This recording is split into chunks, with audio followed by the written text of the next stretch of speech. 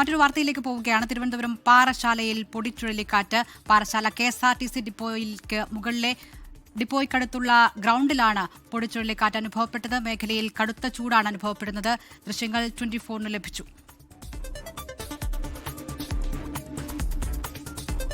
ഷഫീദ് റാവുത്തർ വിവരങ്ങളുമായി ചേരുകയാണ്. ഷഫീദ്, വലിയ ചൂട് കൊണ്ടുണ്ടാകുന്ന പ്രതിഭാസമല്ലേ ഇത്? ആളുകൾ ഭീതിയിലാണോ?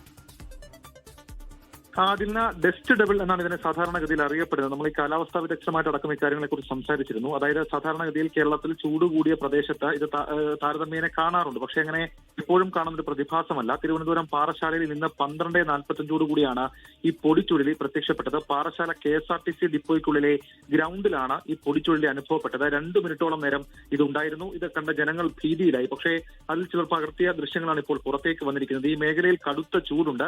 മാത്രമല്ല കഴിഞ്ഞ കുറച്ച് ദിവസങ്ങളായി തിരുവനന്തപുരം മേഖലയിൽ വലിയ ചൂട് അനുഭവപ്പെടുന്നുണ്ട്.